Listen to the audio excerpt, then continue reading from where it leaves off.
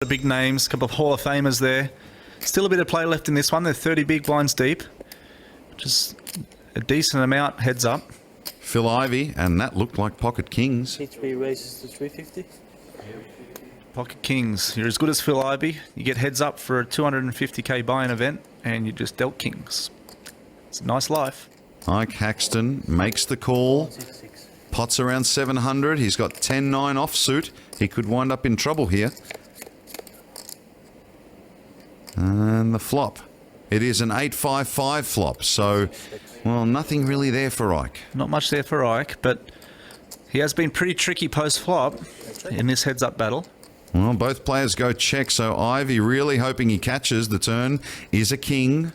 Well, yeah, Ivey caught that pretty hard, Paul. Well, we didn't think he was really going to lose this hand, but that turn really made sure of it. Now, the question is, I mean, it's all good to have big hands, and you would know so much about this, Grant, is how do you extract from the other player? And look at this. Ike is reaching for chips. This is exactly what Phil wants. What's going through Phil's mind right now? Yeah, well, I like the check back on the flop. Check back on the flop just opens the door for Ike. Phil hasn't shown the aggression or didn't continue with the aggression on the flop. And Ike thinks he's done with the hand and decides to take a stab. And obviously, it's a tough one because you want to build a pot, but also you don't want to lose your opponent. Now, we're just confirming that that was in fact a call from Phil Ivey.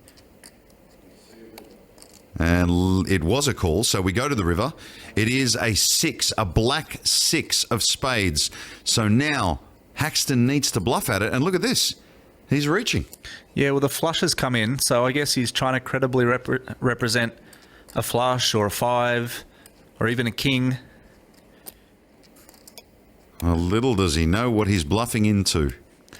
Yeah, Phil Ivey has just about the stone cold nuts here.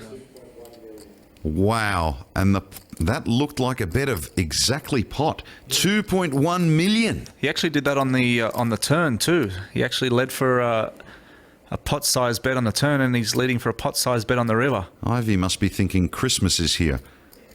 How do I get any more out of him? Well, Haxton only has 3.1 million back, so, I mean, the natural thing for Phil to do is shove here. Isaac's showing so much strength. Obviously, he doesn't have the hand. And he announces all in. 3 moves all in. Isaac doesn't have the hand, and obviously he's going to fold, but... Yeah, what a very costly pot that was for Ike Haxton. And you got to hand it to Phil Ivey. He really disguised that hand very well. Yeah, well, it all come back to the check back on the flop. It really was a green light for Isaac to bet.